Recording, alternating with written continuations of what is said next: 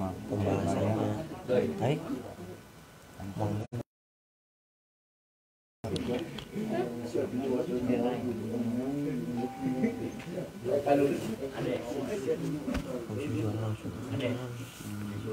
Nanti kan begitu nggak datang, bilang nggak datang.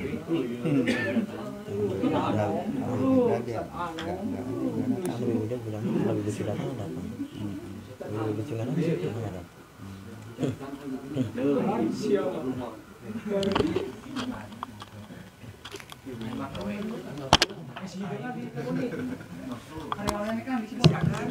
Cek.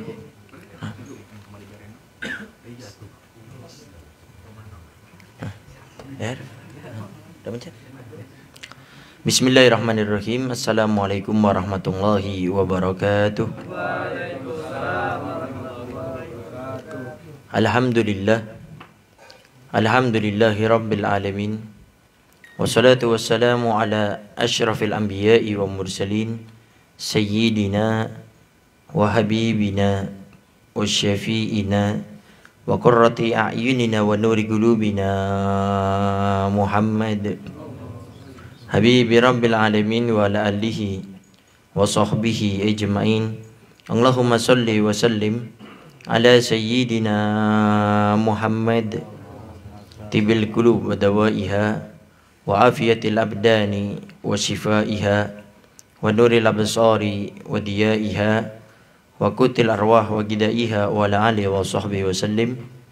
Allahumma ja'al sarirati khairan min alaniyati wa ja'al alaniyati salihah, amma ba'du.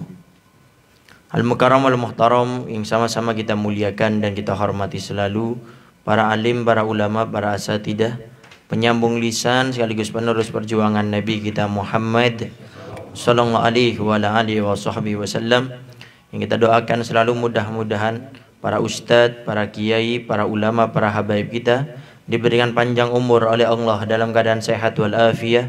Allah subhanahu wa ta'ala berikan kemudahan kepada beliau baik itu urusan dunia maupun urusan akhiratnya. Allah subhanahu wa ta'ala jauhkan beliau-beliau semuanya daripada fitnah yang terjadi di akhir zaman ini, insyaallah. Amin. Amin ya rabbal alamin. Dan juga tidak mengurangi rasa hormat kami kepada segenap para sepuh, para tokoh masyarakat, para ustadz, wabil khusus Ustadz Muslih, dan juga Ustadz Asep yang saat ini sedang di Jakarta. Kita doakan mudah-mudahan beliau di sana sehat selalu dan mudah-mudahan bisa kembali kepada kita untuk beristiqomah di ngopi di Karanganyar, insyaallah. Dan juga kepada Syekhul Bait Kang Asep, mudah-mudahan dengan beliau memberikan tempat, kemudian apa yang telah beliau suguhkan mudah-mudahan diganti oleh Allah lebih berkah, lebih banyak. Allah berikan kepada beliau rumah tangga yang sakinah, mawaddah warahmah, keturunan anak-anak yang soleh dan solehah, insyaallah. Amin. Amin ya rabbal alamin.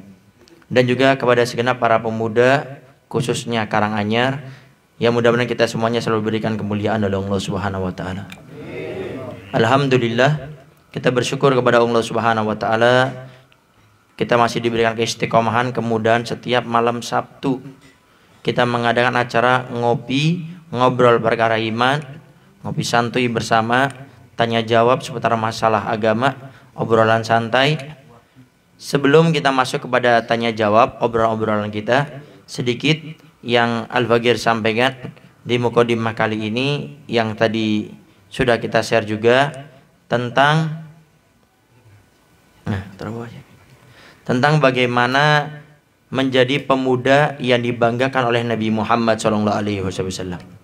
Sama-sama kita pahami sekarang itu kita di zaman media sosial, hidup di zaman yang mana kita ini banyak melihat sosok selain Nabi Muhammad SAW.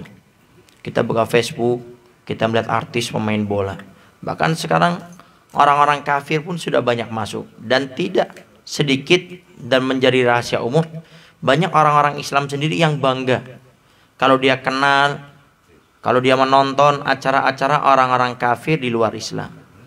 Sehingga dengan adanya media sosial yang seperti ini, kalau dulu kan kita tidak ada media sosial, paling kita mengidolakan si Kancil mungkin, atau mungkin pejuang-pejuang zaman dahulu. Nah sekarang zaman media sosial, dengan apa saja kita bisa melihat semuanya. Bahkan kalau kita buka televisi, acara-acara sinetron menyuguhkan kita kenal dengan artis itu sangat luar biasa. Kemudian menyuguhkan bagaimana ini tontonan-tontonan sepak bola, sehingga kita lebih kenal dengan pemain-pemain sepak bola daripada Nabi Muhammad SAW. Sehingga bagaimana caranya kita ini agar menjadi pemuda yang dibanggakan oleh Nabi Muhammad SAW. Yang pertama, kita harus memahami kalau kita ingin dibanggakan Nabi, kitanya harus cinta dulu sama Nabi. Bagaimana kita ingin menjadi seorang pemuda yang dibanggakan Nabi sedangkan kita tidak cinta kepada Nabi? Kita dulu harus menanam di dalam akal pikiran kita, hati kita semuanya, bahwasanya yang harus saya idolakan Nabi Muhammad, titik. Mungkin ada di antara kita yang sudah ngefans artis, pemain bola. Mengubahnya secara total mungkin agak susah. Tapi untuk kita mengidolakan Nabi Muhammad pasti bisa. Sehingga di sini yang kita tanamkan pertama kali di akal pikiran kita, di hati kita, yang saya idolakan Nabi Muhammad. Itu dulu kuatkan di hati kita, yang saya idolakan Nabi Muhammad. Kemudian bagaimana cara kita mengidolakan Nabi Muhammad? Pakai akal sehat. Ini yang kayaknya banyak yang terjadi di masyarakat kita. Kalau kita mencintai seseorang, pakai akal sehat. Bukan pakai ikut-ikutan. Pakai akal sehat. Sekarang kita mencintai artis, pemain bola, semuanya apa yang kita dapat? Oh Beb, saya senang Beb, saya bangga. Senang yang seperti apa? Bangga yang seperti apa? Senang bangga yang kita kalau seandainya butuh dengan dia, dia bisa datang ke tempat kita. Tidak ada. Kalau kita sakit, kita WA, kita telepon, dia datang. Tidak ada. Kalau kita punya hajatan, sunatan, hitanan, dia datang ngucapin semuanya, kita nikah. Tidak ada. Kalau kita antar meninggal dunia, kita orang Islam yakin setelah hidup dunia ada hidup namanya alam barzah, kemudian ada alam akhirat. Apa mereka menolong kita? Tidak. Sehingga di sini perlu kita menanamkan akal dulu. Akal sehat kita harus tekankan bahwasanya yang bakal menolong saya, yang bakal memberikan pertolongan saya di hari kiamat itu bukan artis, pemain bola, melainkan Nabi Muhammad. Ini taruh dulu di akal kita. Jadi kita harus mengidolakan Nabi Muhammad. Dengan akal sehat kita berpikir, kenapa saya harus mengidolakan Nabi Muhammad? Jawabannya karena tidak ada yang bisa menolong saya kecuali Nabi Muhammad. Kalau orang-orang di luar Islam, dia yang hidup dengan bebas, seenaknya, itu kehidupan mereka. Mereka nggak yakin setelah hidup ini ada alam barzah, kuburan, tidak ada. Ada alam akhirat, tidak ada. Sehingga mereka bebas. Nah kita umat Islamnya harus berpikir cerdas. Saya nggak selamanya di sini, dan entah kalau saya di kuburan, saya di akhirat, yang menyelamatkan saya siapa? Bukan artis pemain bola. Yang menyelamatkan saya Nabi Muhammad. Tapi kan tidak apa-apa, saya mencintai artis pemain bola. Saya cinta Nabi Muhammad, cinta. Tapi saya juga cinta pemain bola, artis. Masa dilarang? Nah ini akal sehat yang harus kita pakai. Nabi sudah pernah mengingatkan kepada kita, engkau cinta dengan artis, engkau akan dibanggakan sama artis. Engkau cinta pemain bola, engkau akan dibangkitkan bersama pemain bola. Naudzubillah min dzalik, yang kita khawatirkan mereka masuk neraka, kita pun harus masuk neraka juga. Apalagi ternyata yang kita ikuti adalah orang-orang kafir. Dan orang kafir tempatnya tidak bakal di surga. Sudah dinas oleh Allah, pasti janjinya di nerakanya Allah. Maka kita akan ikut mereka di neraka. Sehingga di sini tanamkan akal sehat kita dulu. Kenapa harus saya mencintai artis pemain bola, dan kenapa saya harus mencintai Nabi Muhammad? Mana yang saya pilih? Akal sehat berpikir dulu. Kalau saya bangga, senang, apa yang didapat? Bangga, senang itu apa? Kenikmatan pribadi yang seperti apa? Yang sebentar, yang kita senang pemain bola, nonton sampai bela-bela, ninggalin subuh, ninggalin sholat maghrib. Apa itu kesenangan? Kesenangan itu sesuatu yang bakal membuat kita ini jadi nyaman. Itu kesenangan.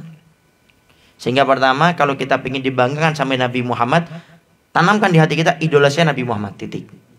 Kemudian gunakan akal sehat kita. Saya tidak bicara pakai dalil, akal sehat yang bakal menyelamatkan kita. Kita umat Islam yakin setelah kita hidup di kuburan, kita mungkin ada yang orang tuanya meninggal, kayak nenek kita meninggal semuanya. Itu yang menyelamatkan mereka siapa? Artis pemain bola mana? Tidak ada, melainkan Nabi Muhammad. Ya, nah itu di akal pikiran dulu. Kita ingat idola kita Nabi Muhammad, gunakan akal sehat kita. Kenapa kita mencintai Nabi Muhammad? Kemudian kalau ingin dibanggakan Nabi Muhammad, bagaimana? Ya bagaimana sekarang ini yang kita idolakan Nabi Muhammad, kita terapkan dalam hidup kita. Bagaimana kita duduk, bicaranya Nabi Muhammad.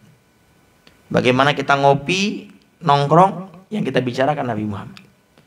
Sehingga orang yang dibanggakan sama Nabi Muhammad siapa? Ya orang yang bisa mengenalkan Nabi Muhammad sama orang lain.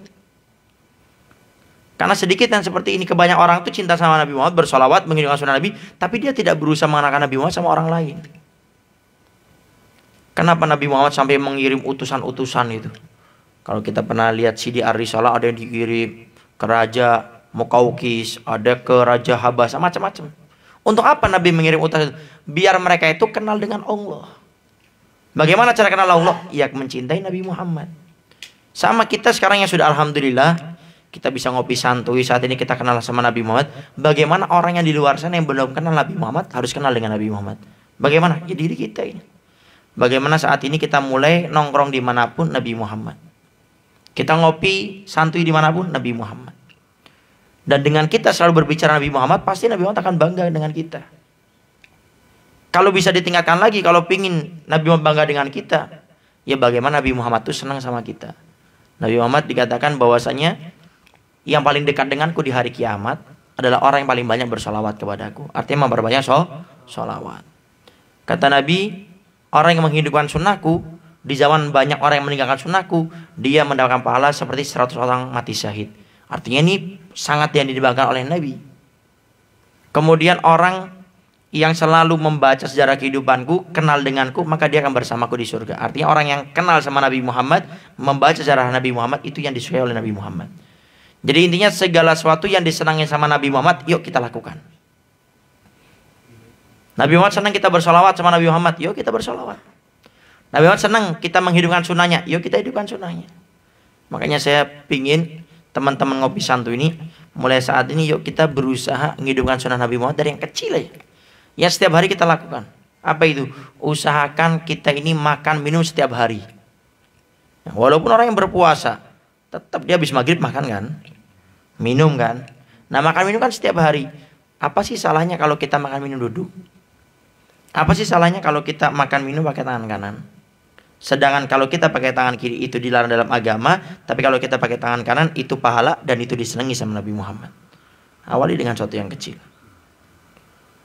Kemudian bagaimana kalau kita makan minum pakai tangan kanan? Kalau kita makan minum pakai tangan kiri, dosa enggak, cuma Allah kurang senang, makruh. Tapi kalau kita pakai tangan kanan, ini sunnah Nabi Muhammad dan Nabi senang kalau kita makan pakai tangan kanan, minum pakai tangan kanan. Awali dengan sunnah yang kecil. Kemudian yang paling besar, apa yang dibanggakan sama Nabi Muhammad adalah bagaimana kita masuk surga, titik. Nabi Muhammad tuh paling senang kalau umatnya tuh masuk surga, selamat. Itu yang paling disenangi sama Nabi Muhammad. Kenapa Al-Fakir katakan yang paling disenangi Nabi Muhammad itu kalau kita nih masuk surga? Karena Nabi di hari kiamat, tak kala semua umatnya sudah ada di depan pintu surga, Nabi Muhammad minta izin sama Allah. Ya Allah, boleh enggak saya masuk neraka? Allah tanya, ada apa ya Muhammad kamu pakai masuk neraka? Dijawab, aku takut ntar ada umatku yang ketinggalan ya Allah. Dikasih izin. Nabi Muhammad masuk ke neraka ditemui malaikat Jibril, dicari-cari umatnya. Karena ini semua umatnya Nabi sudah nunggu di depan pintu surga. Tapi masih khawatir, ada ndak umatku yang ketinggalan? Dicari sama Nabi. Dari ujung sampai ke ujung, cari sama Nabi muter-muter. Sama malaikat Jibril. Sampai akhirnya tidak ketemu. Baru Nabi keluar, ketemu malaikat Malik, sang penjaga neraka. Kemudian ditanya, ya Rasulullah, kenapa kamu harus berperilaku seperti ini? Kok umatmu dikorek-korek semuanya di neraka? Sampai tidak ada ini. Kenapa engkau melakukan seperti ini? Kata Nabi Muhammad SAW, wahai malaikat Malik, saya tidak ridho satu umatku ada yang ketinggalan di nerakanya Allah Subhanahu Wa Taala. Jadi nggak ridho. Artinya Nabi Muhammad itu pingin kita semuanya masuk surga. Makanya amalan yang paling disukai oleh Nabi Muhammad itu apa? Bagaimana kita menjalankan perintah Allah dan meninggalkan larangannya. Artinya tatkala kita ingin melakukan dosa, coba ingat Nabi Muhammad. Nabi Muhammad itu pingin saya masuk surga. Ingat Nabi Muhammad. Mau ninggalin sholat 5 waktu, ingat, ya Allah, Nabi Muhammad ingin saya masuk surga. Artinya kalau saya melakukan maksiat, Nabi Muhammad tuh tahu dan sedih. Dikatakan setiap hari Senin dan hari Kamis amal kita diserahkan kepada Nabi Muhammad lewat malaikat Jibril. Kalau amal kita baik, Nabi senang, bersyukur, didoakan agar istiqomah. Tapi kalau amal kita jelek, Nabi sedih, menangis dengan apa yang kita lakukan. Dan ingat itu, Nabi Muhammad sedih kalau saya maksiat. Nabi Muhammad sedih kalau saya meninggalkan kewajiban. Sehingga termotivasi kita untuk selalu menjadi pemudi yang menjalankan perintah Allah dan meninggalkan larangannya. Ayo pada saat ini bareng-bareng kita membangun menjadi pemuda yang disenangkan sama Nabi Muhammad. Satu, dengan kita mengidolakan Nabi Muhammad, dan gunakan akal kita untuk berpikir, kenapa saya harus mengidolakan Nabi Muhammad, kenapa saya tidak mengidolakan artis dan pemain bola. Kemudian yang kedua, ayo perbanyak salawat sama Nabi Muhammad, hidupkan sunnah dari yang kecil, baca sejarah kehidupan Nabi Muhammad. Kemudian semuanya kita kumpulkan dalam acara menjalankan semua perintah Allah dan meninggalkan larangannya. Karena Nabi Muhammad tidak redha kalau kita ini masuk neraka. Baik, mungkin itu mukadimah dari Al-Faqir, bagaimana kita menjadi pemuda yang dibanggakan oleh Nabi Muhammad, yaitu dengan kita membiasakan diri bercerita tentang Nabi Muhammad. Sekarang silakan yang mau bertanya seputar agama, dan ntar juga ada Ustadz Muslih yang akan membantu untuk menjawabnya. Nah, fadhol.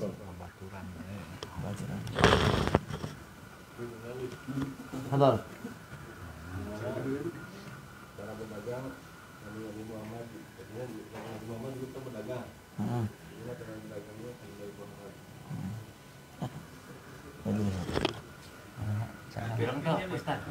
Ada pertanyaan, bagaimana cara berdagangnya Nabi Muhammad? Katanya Nabi Muhammad dulu berdagang.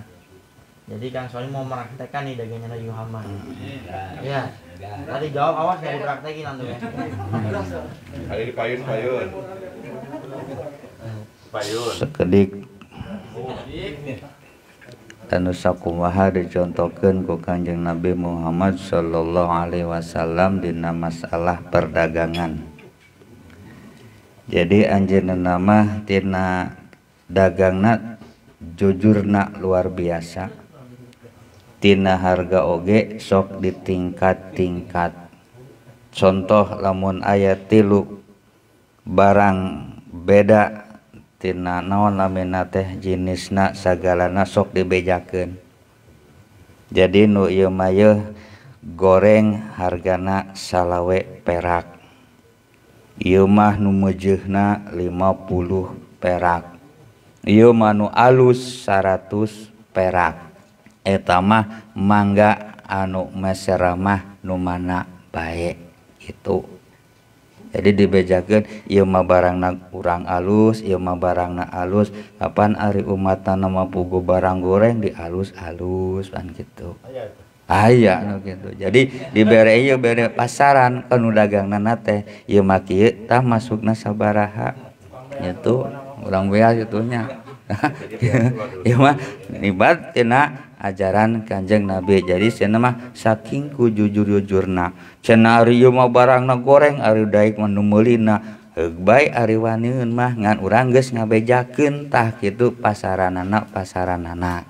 Mana bisa kitu kurang lebihna nya Allah alam lah kitu ditambah deui. Nambahkan dari Ustadz Muslih, ada pertanyaan, bagaimana sih cara berdagangnya Nabi Muhammad? Beberapa keterangan yang Al-Faqir pernah dengar dijelaskan oleh para ustadz kita. Jadi Nabi Muhammad tuh kalau berdagang itu selalu jujur.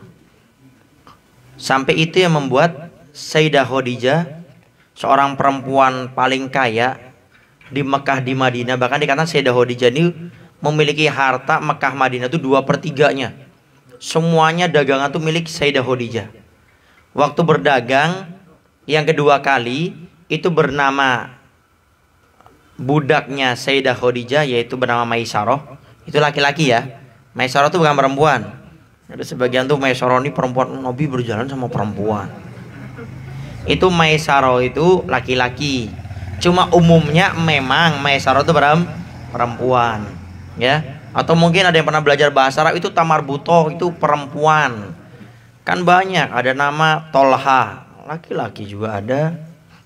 Nama Sonia, nah kalau Sonia perempuan.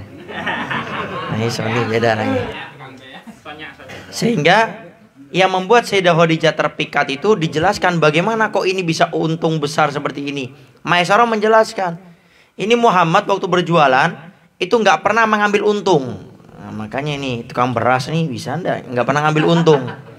Jadi kalau dari engkau wahai Khadijah, contohnya ini harganya 25.000, dia jual 25.000. Kemudian Ditanya harganya berapa? 25.000. Saya ini dapat dari Khadijah 25.000. Kamu mau bayar saya berapa terserah. Jadi nggak ada yang namanya ditambah fadl. Nggak ada yang ditambahkan tuh, nggak ada. Tapi orang-orang melihat Nabi Muhammad SAW berjuang seperti itu, berjualannya seperti itu, malah orang simpatik memberi lebih. Makanya kalau Kang Sony bisa jujur, dapat dari ini berapa, dijual seperti itu, saya yakin bangkrut mungkin. Jadi kalau Nabi Muhammad tuh dapat dari Sayyidah Khadijah berapa, ya itu dijual seperti itu.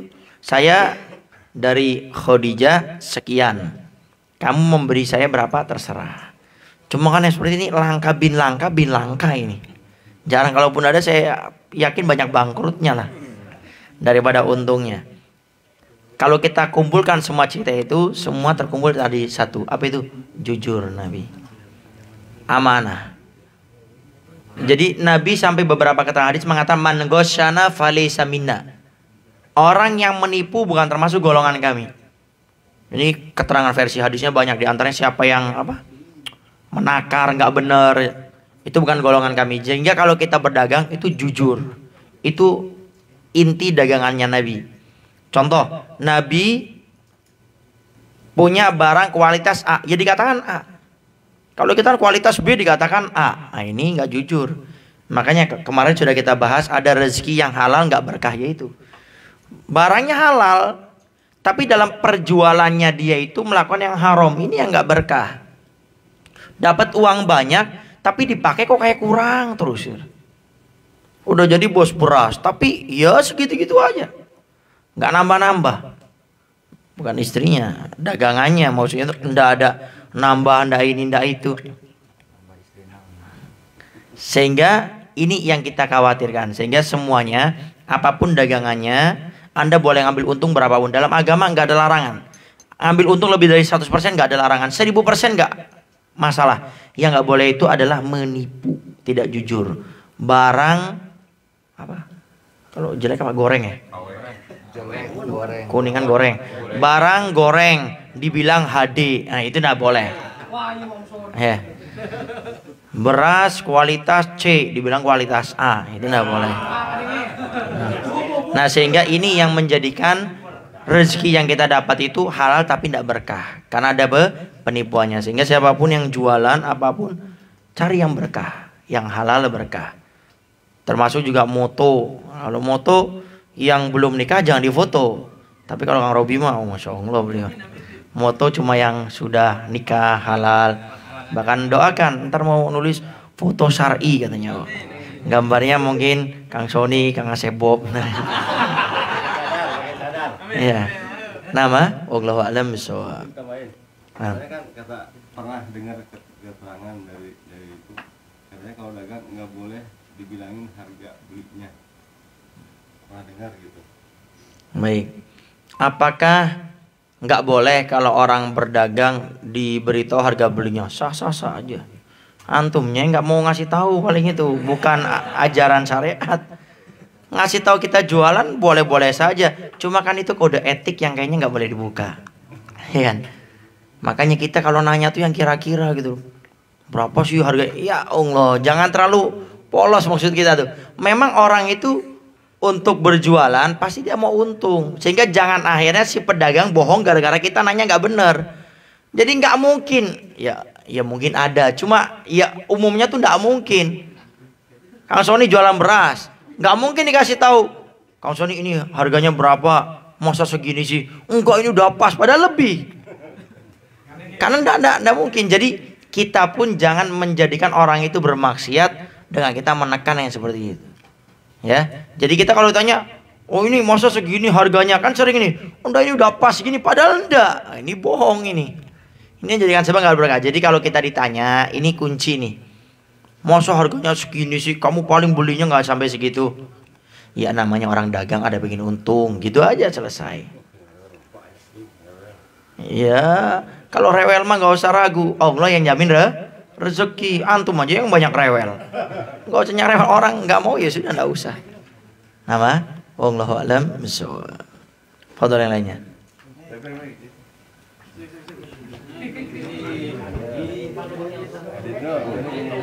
Belum. Waalaikumsalam warahmatullahi wabarakatuh. Apa saja tanda-tanda orang yang telah melaksanakan sholatnya dengan baik saat kesadarannya? Nah, ada pertanyaan, apa tanda-tanda orang itu melaksanakan sholatnya sempurna dalam kehidupan sehari-harinya? Gitu belah. Terajan itu dulu tanda-tanda ciri jalmi anu salat anu sampurna. Riwayat nu semua teu ari maca hadisna mada teu apal itu kan cerita itunya, cerita tapi dalam hadis. Suatu saat Rasulullah sallallahu alaihi wasallam didatangan ku hiji pemuda. Terus eta pemuda teh disuruh ngelaksanakeun salat. Satu kali barang geus assalamualaikum kumaya Rasulullah can bener salatna balik deui. Sampai ka 3 kali can bener bae keneh salatna. Terus eta pemuda nyari mencek urang maya Rasulullah coba ajaran kami. Tapi Rasulullah henteu langsung karena praktek salatna. Jadi ditingali tina perkara wuduna. Tah, jadi lamun urang sadayana dina praktek khususna na sampurna salat eta ditingali tina wuduna. Lamun wuduna sampurna insyaallah salatna oge bakal sampurna. Nu kumaha anu sampurna? Contohna lamun wuduna minimal ngabukakeun asma-asma Allah, syukur-syukur lamun apal doana dimulai cuci tangan, ngumbah irung dan lain sebagainya. Bari jeung praktekna kaayaan tenang. Beres sampurna lah dikatakan wuduna. Lalu ngerjakeun salat sarua salat oge istilah nama ulah sampai buru-buru gitunya. Jadi praktekna sing tenang hatena ulah seperti salatna tukang dagang gitunya. Tukang dagang kan lo berebet umpat gitu. Beas inget karena anu balanja gitu. Eta. Jadi anu sampurna salatna nama tingali syarat rukuna tumaninahna dina saperkara naon bae artina henteu buru-buru. Gitu mana ke atasnya. Jadi upami cenah lamun aya urang makmum kok ini gancang-gancang teuing Allahu Akbar geus subhanallah ge duka 3 kali duka dibaca duka henteu biar urang sadayana nya mun parid bae gitunya. Jadi lamun urang nurut ka dia sapali keterangan setiap jalma nu salatna gancang pincang eta teu sah. Tapi lamun cenah aya hiji ulama aya istilah nama salatna kok gancang luar biasa eta mah sigana makomna ulah diturutan ku urang da urang macan anjog kana makomna. Seperti para wali umpamana kok para wali henteu salat ngan tapa we kitu. Ah urang derek nurutan wali bae teu syarat teh kajon ulah lain makomna. Seperti contoh lah Habib Lupi baik apanya dianjangan ku tamu jak ngobrol terus-terusan karena waktu non ibadah teh ditinggalkeun gitunya. Tah akhirna kumaha pan ari Abah masuk rampus ududna gitunya. Ududna. Itu dengan alasan abis ududna disuruh nyandak ke anak buahna tapi kok nyandakna teh ku tamuna. Barang ningali ka kamar teh Abah Habib teh keur salat berjamaah ke wiridan loba jeung ieu na jeung jamaah-jamaahna di dia kaget luar biasa. Nah nilai orang anu geus ilmu nalur mah ulah disurakeun jeung urang gitu ka hartos manawi. Nah, jadi salat Perubahan dina keseharianna apakah ada perubahan? Dina salatna baik itu dina keseharianna apakah ada perubahannya? Perubahan nu sampurna aya. Hiji karena praktekna teh dina hate urang ngerasa tenang, tentrem. Jadi kumalah adem we adem, henteu inget ka mana-mana. ciri jalma anu sampurna salatna eta mah tinggal tanyakeun we lamun Allahu Akbar biasana lamun inget ka ditu ka dieu biasana sok disingkat dan padat biasana gitu jadi rukun lagi tuman 3 kali yang geus sakali bae gancang mah pokona mah teu tumaninah we gitu katosana we nah aya deui cenah paribasana kumaha nya salat anu sampurna mah kitulah jadi minimal urang tentrem ayem tenang gitunya ulah diburu-buru begitu intina mah mana we sakitu kirang langkungna mangga ditambihan deui.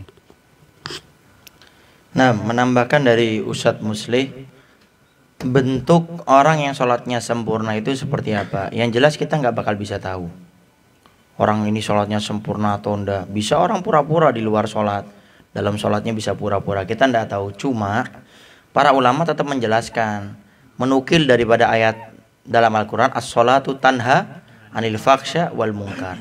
Sholat itu mencegah orang itu daripada faksha, kejelekan, wal munkar, kemungkaran.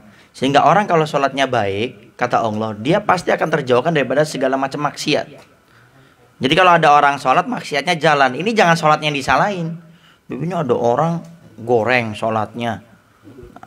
Sholatnya HD. Kemudian kehidupannya goreng gitu ya. Sholat jalan, tapi maksiat jalan. Apa itu? STMJ gitu ya. Sholat terus, maksiat jalan. Ini jangan salahkan ke sholatnya. Tapi bagaimana orang yang sholat tersebut gitu loh. Nah yang dikata as-sholatu tanha anil faksha wal munkar, orang yang sholat itu bisa mencegah dirinya daripada faksha, kejelekan dan juga kemungkaran itu. Sholat yang seperti apa? Kata para ulama, sholat yang khusyuk. Jadi tidak setiap orang yang sholat bisa masuk kategori tadi, enggak. Makanya kita jangan heran kalau ada orang rajin bahkan berjamaah, on time, tepat waktu. Imam takbir, dia takbir tepat waktu. Tapi kok kenapa masih maksiat? Apa yang salah sholatnya? Bukan orangnya. Sholat tepat waktu, iya. Berjamaah, iya. Tapi dia sholat tidak berusaha menghadirkan Allah. Kalau bahasa tadi Ustaz Mus itu ketenangan dalam sholat. Karena yang dikata as-sholatu tanha anil faksha wal munkar itu sholat yang khusyuk. Coba bayangkan, kalau seandainya kita setiap hari ketemu Kang Asep, contoh, jangan Kang Sony terus bosen lama-lama. Kang Asep, bosen juga? Oh enggak, janganlah, yang punya rumah masa bosen, usir ntar. Kang Asep, kita ketemu terus sama Kang Asep, lama-lama di otak kita aja Kang Asep, karena sering ketemu dan menyebutkan nama Kang Asep. Makanya kalau ada orang aku cinta sama Nabi Muhammad, jarang menyebutkan nama Nabi Muhammad, dusta orang tersebut. Karena ulama kita mengatakan idza ahabba syai'an aktsara dzikrihi. Tanda cinta itu akan teruji dengan kita banyak menyebutkan namanya. Kita cinta sama istri kita, pasti sering menyebut namanya, telepon, WhatsApp, apa semuanya.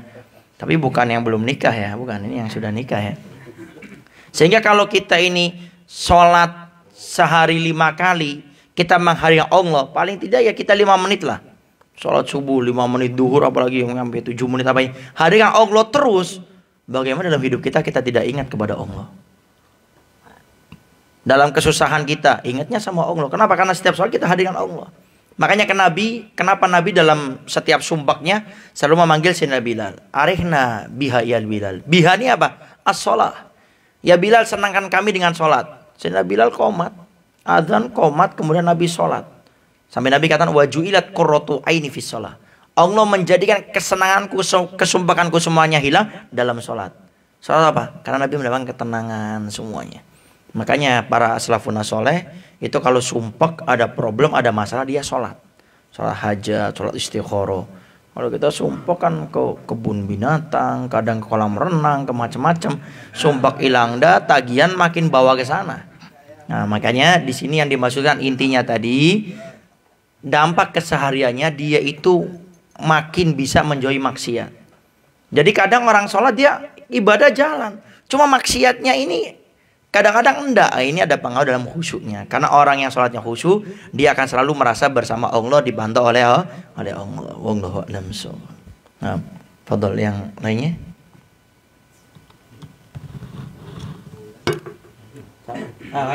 Fadhol. Ini mau tanya adab tata cara bersalat, adabnya kadang ambil tidur sambil jalan kaki atau bagaimana, terus hitungannya nggak dihitung tadi bilangnya. Baik, ada pertanyaan, adab bersolawat kepada Nabi Muhammad SAW itu apa saja? Apakah orang tiduran boleh bersolawat, apa harus berdiri, harus duduk, harus punya wudhu ataupun tidak, ngadep kiblat atau tidak gitu ya? Bagaimana kalau solawat pakai celana pendek gitu ya, pas mau tidur gitu kan? Itu bagaimana? Kemudian apa ada hitungannya bersolawat sama Nabi Muhammad gitu kan Soleh? Nah,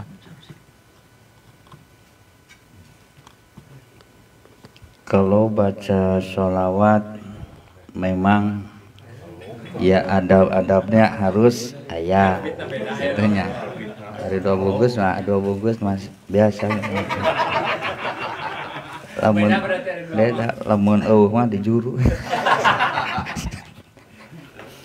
Jadi cuy, kesimpulannya urang kedah ngaraos bangga luar biasa gaduh panutan Kanjeng Nabi Muhammad sallallahu alaihi wasallam. Dalam cara membaca salawat ieu ku hebat-hebatna itunya. Salawat mah dibaca rek kumaha bae ieu pasti jaminanna rahmat atanapi diganjar.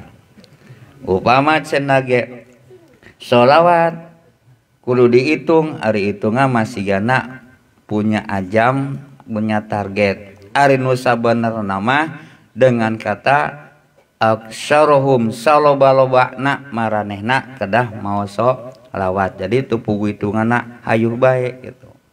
Jadi lamun urang sadayana kumaha lamun urang make tasbih nya sigana mah sok asa kumaha. Lamun urang targetna 1000 menang 1000 hati asa bunga. Jadi eta mah jang kumaha istilah namanya yang pengangger-angger anu sebenarnya nama sing loba bae walaupun teu dihitungan oge teu naon-naon. Jadi carana rek sare misalna mang sholawat bagus. Rek langkah di jalan daripada orang ngomongkeun batur ku sholawat bagus gitu. Jadi iraha bae ngan ari sholawat na bari ngising mah ulah dising gitu kena tutu manun bari ngahujun teh Allah ulah eta mah nya di jor eta mah wayahna di luar eta silahkan itu. Jadi istilahna sing tiasa ngabasekeun tina lisan ku mangrupakeun zikir. Dikir nu paling utama yaitu sholawat. Manawi sakitu. Baik, menambahkan dari Ustadz Muslih, Ana pernah mendengar keterangan juga ini dari Habib Novel Al-Idrus Solo. Jadi beliau ada yang bertanya sama beliau, Habib, adab kalau kita hadir majelis online gitu, kayak ini teman-teman yang ada di Facebook kan online, itu adabnya apa saja? Kata beliau itu menukil dari para ulama yang lainnya, adabnya itu sama seperti kita hadir di majelis taklim pada umumnya. Jadi sama. Jadi kalau bisa, kalau kita kayak contoh kan kita mungkin di rumah itu ngeliat kajian siapa, itu hadirkan seakan-akan kita hadir pada saat itu, sehingga pakaian rapi pada umumnya ya sama. Bersolawat pun kepada Nabi Muhammad SAW sama seperti itu juga. Jadi jangan sampai kita bersolawat pakai celana pendek, jangan sampai kita bersolawat sama Nabi Muhammad mungkin sambil guyonan. Jadi tatkala kita bersolawat sama Nabi Muhammad, kalau gampangannya hadirkan Nabi Muhammad itu di depan kita. Coba bayangkan, masuk kita sholawat sama Nabi Muhammad pakai celana pendek, pakai lekton, ya. Kan enggak mungkin. Depan Ustadz Muslim bisa rapi, masa bersolawat sama Nabi Muhammad kurang rapi gitu lah. Ya. Jadi bersolawat sama Nabi Muhammad intinya itu sama seperti kita itu hadir majelis taklim. Jadi harus tetap menjalankan akhlak dan adab pada umumnya. Kalau untuk membuat gambaran kita lebih mudah, seakan-akan waktu kita bersalawat sama Nabi Muhammad, hadirkan Nabi Muhammad di depan kita. Kira-kira bisa enggak kita salawat sama Nabi Muhammad pakai celana pendek, pakai lekton, pakaian kurang sopan. Nah, sehingga itu cara untuk kita berakhlak beradab, bersalawat sama Nabi Muhammad SAW itu sama seperti pada umumnya. Tinggal kita hadirkan depan kita Nabi Muhammad. Kira-kira bagaimana? Ya seperti itu. Kemudian yang kedua, adakah jumlah bilangan sholawat sama Nabi? Tidak ada. Bersolawat itu berapa saja boleh. Sampai tadi Ustaz Muslim mengatakan orang yang paling dekat denganku di hari kiamat yang paling banyak bersolawat kepadaku. Jadi artinya makin banyak solawat sama Nabi Muhammad makin bagus. Sahabat Umar bin Khattab pernah berkata kepada Nabi Muhammad SAW, ya Rasulullah, kalau saya mencintaimu cuma sepertiga, bagaimana? Kata Nabi Muhammad, bagus. Lebih banyak lebih bagus. Kata sahabat Umar bin Khattab, ya Rasulullah, saya mencintai engkau 2/3. Kata Nabi Muhammad, bagus. Tapi lebih banyak lebih baik. Lalu kata sahabat Umar bin Khattab, kalau aku mencintaimu semuanya, aku lebih mencintai daripada diriku, orang tuaku, anakku, istriku, semuanya, maka sempurna cintamu kepadaku. Jadi intinya makin besar kita bercinta sama Nabi Muhammad, itu makin baik. Bersalawat pun sama seperti itu. Makin banyak kita makin baik. Cuma kalau bisa istiqomah. Karena amal yang paling baik kata Nabi itu yang istiqomah. Khairul amal adwamuha wa in qalla, kata Nabi. Sebaik-baik amal itu yang istiqomah. Jadi Kang Sule jangan ngejar 1000, 10.000, tapi besok kecapean, males salawat. Ini penyakit. Kita sudah bahas setan itu jadi mengganggu kita lewat ibadah itu kadang-kadang bukan dilarang. Jadi diberikan semangat. Ayo Kang Sule jor 1000, 10.000. Hari pertama mampu, kedua mampu, ketiga mampu, keempat aduh kok lila teuing. Apa bahasanya? Kalau lama tuh apa lama? Hah? Lila teuing ini kok lama banget ini ya, capek ini itu. Akhirnya sama setan dibuat bosen, akhirnya besoknya nggak sholawat sama Nabi Muhammad. Sehingga Kang Sule dan umumnya yang lainnya disesuaikan diri masing-masing aja. Cuma kalau mau yang tengah, artinya ya yang standar, dan ini kata para ulama menjadi cara untuk mimpi Nabi Muhammad SAW, jangan kurang sehari semalam 300. Karena pernah dengar Habib Lutfi di Pemalang juga membahas masalah ini. Jadi sholawat yang dikatakan memperbanyak itu minimal 300. Kalau merasa berat 300, ada dua cara. Satu, bagi setiap kita sholat. Sholat ada 5 waktu. Bagi 300 kali 5, 60. Subuh baca 60, duhur 60, asar 60, maghrib 60, isya 60. Kemudian kalau pengen lebih gampang lagi, oh ini terbukti sudah, bawa tasbih. Karena tasbih itu kata orang ada tajlib, ada penariknya. Contoh, dari rumah mau ke masjid, ke musola, bawa tasbih sambil digerakin dibaca. Nggak terasa sudah 300 sendiri ntar itu. Selesai sholat, keluarkan tasbihnya, baca semampunya berapa. Ntar nggak terasa sudah 300. Jadi kalau kita pengen sholawat agak gampang, itu 300 tadi caranya seperti tadi. Bagi sholat 5 waktu 60, 60, 60, 60. Atau kita kemana-mana bawa tasbih. Mau ke musola, dari rumah ke musola bawa tasbih. Masjid ke musola bawa tasbih. Kalau mau dari rumah mau ke lapangan bola, katanya mau diresmikan hari Ahad main katanya. Oh sudah, nyambung ke sana ya. Karena tadi siang ada bisikan-bisikan ya. Jadi entar kayak contoh ini kalau mungkin jadi dari rumah kan lumayan kayak Ade contoh rumahnya di mana? Cibumur. Oh, lumayan jalan tuh dapat 100 kan lumayan. Nah, tasbihnya titipin sama yang pemain cadangan dulu. Ini cadangan titip dulu. Nah, gitu. Nama Allahu a'lam bissawab. Sudah. Makanya awalnya langsung baca sholawat, baca yang lainnya. Nah, kalau sholawat itu tidak pakai yang lain-lainnya. Mau tawasul boleh. Cuma istilahnya bukan suatu syarat gitu loh. Kalau sholawat itu langsung bersolat tidak ada masalah. Cuma kalau pengen sholawat yang baik, itu usahakan, pernah bahas juga, sebutkan nama keluarga dan sahabat Nabi. Karena ada sholawat kata para ulama, ini sedikit ya, sebagian kecil para ulama mengatakan, ada sholawat yang Nabi kurang senang, namanya sholawat batro atau batroh. Itu sholawat yang di dalamnya tidak menyebutkan nama Nabi Muhammad dan keluarganya. Ini sebagian kecil. Karena dengar ada beberapa sholawat yang memang sudah ada tidak menyebutkan nama keluarga dan sahabat Nabi. Yang sudah istiqomah dengan sholawat yang tidak menyebutkan nama keluarga dan sahabat Nabi, terus lanjut tidak apa-apa. Ini sebagian kecil. Cuma kalau ada yang baca sholawat umum, jadi kadang baca ini, kadang itu, atau umum juga, kadang baca, kadang enggak. Nah, kalau yang ini lebih baik, maka hendaknya kita baca sholawat Nabi Muhammad SAW minimal sebagai keluarga dan sahabat Nabi. Contoh, Allahumma sholli ala Muhammad wa ala ali wa sahbi ajmain. Itu minimal. Nah, Allahu a'lam bissawab. Jadi intinya tidak ada harus tawasul, itu tidak ada. Mau tawasul boleh. Nah, Kang Samson. Khadol. Assalamualaikum warahmatullahi wabarakatuh.